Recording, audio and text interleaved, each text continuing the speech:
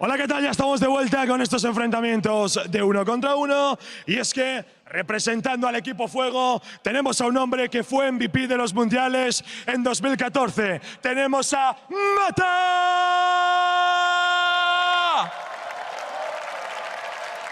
Well, you might have heard of him, but you've definitely heard of his opponent, the 1v1 king himself. The title, he's going to tumble his way to the Korean Bjergsen. It's Faker!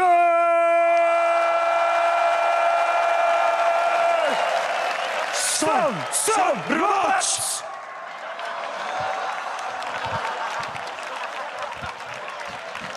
What's he actually? Faker's like, what are they doing? What What is this? He's tilted. He's tilted. That's it. He's already tilted. This was actually a long con set up by Mata, the tilt faker. He hired them. Paid off Ibai and Dash. But crowd already getting started up for Faker. But Yeah, I'm getting distracted. There's like a giant picture of Faker like above me right now, so I'm just actually not paying too much attention to what you're saying. Hurts. it does. It does. I mean, Faker and Mata. We'll talk about Mata, 2014 World's MVP. Faker, 2016 World's MVP. These are both guys who were the best player in the world at one point for their role, for sure. Yeah, but Mata became the best player by knowing the best spots to ward and where to walk. Faker became the best player in the world by killing people. So that's kind of a dichotomy that they kind of need to survive right there. However, Mata, I think, is rumored to play different roles. Allegedly, he has like different accounts that he ranks up all the way to Challenger in different roles, kind of the role-specific accounts. So he knows how to play almost every single champion. And he's also no stranger to the Howling Abyss. Exactly. There's a shot. Yep. Anyway, we do want to hear a little bit more about how he loves the Howling Abyss. So we're going to throw it over to Mata to get his opinion. 개인적으로는 제가 칼바람 나락에 대해서 자부심이 엄청나기 때문에 이번에 좀 잘하고 싶네요. 제가 시즌 2부터 나와가지고 사실 랭크보다 약간 좋아했던 게임이 그 미드 5대5 아람전인데 이번에 그냥 캐리하고 싶네요. I feel like I've been doing everything wrong in my life.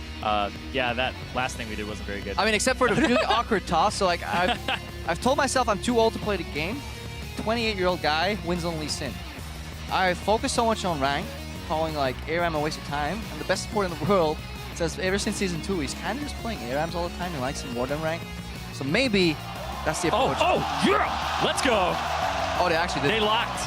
They locked it. Faker, I mean, he accepted duels where it was mirror match and Nivea against Froggen last year. Faker, he is susceptible to challenges. I mean, Faker has to accept. You don't want to have a story of like, yes, I challenged Faker to a duel, and he was too afraid to accept it. Yeah, and I think as well, another thing is, in Faker's position though, when you accept somebody's duel, you have more to lose than them. Because if they beat Faker, they beat Faker. You lose, it's like, Proposing Faker to a mirror match is always a win-win.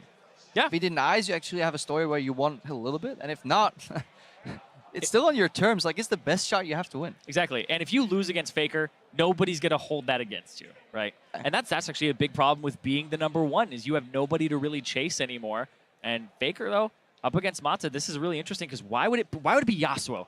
Mata, it's like, Mata Yasuo. It's the ultimate skill champion, though, in Korea. It's regarded as I mean, it's a champion nobody wants on his team because he goes 2-10. But then when he's on the opposing team, he's obviously 20-0. But it's an incredibly high champion, and also just really fun to watch. I love Yasuo so much. The tiny things in his mechanics, the Q into the E into the auto, the Q, stuff like that.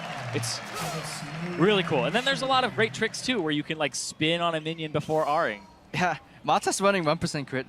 He's going for it. That's actually a very common Korean page. I'll look at a lot of Peanuts pages. They'll have them. And you're like, wait, you might crit the jungle creep. What? That's actually happened to me once.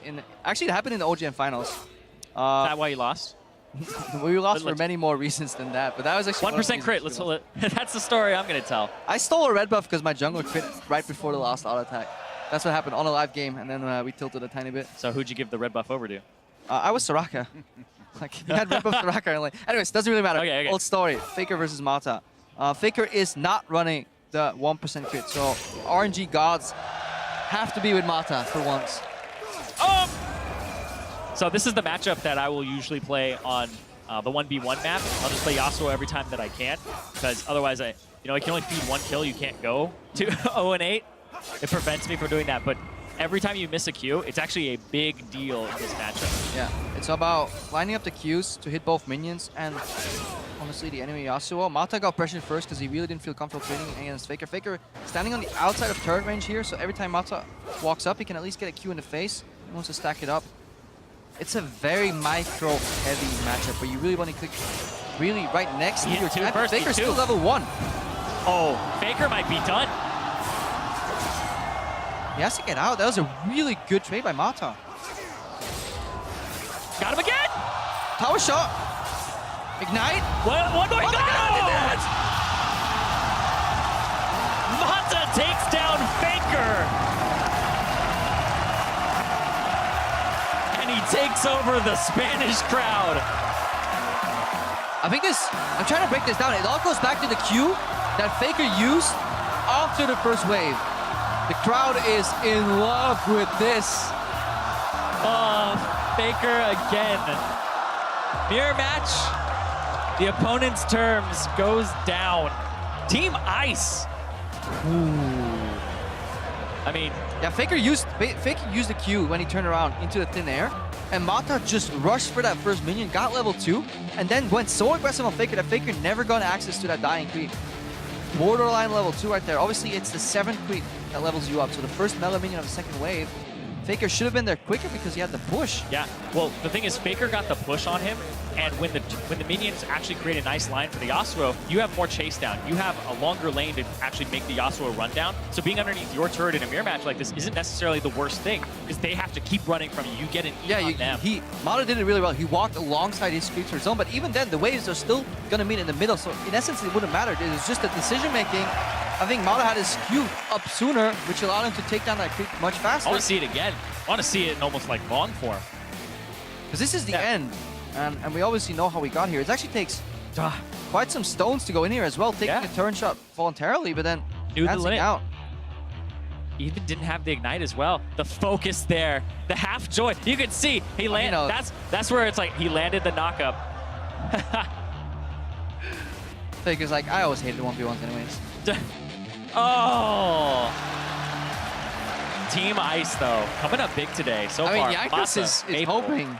Reckless Karsa. If Mata can beat Faker, anything is possible. Anything is possible. 28-year-old wins today. Mata gets taken a victory over Faker. That's insane. Jankos is not going to be Prey. Or is he? Well, we don't know.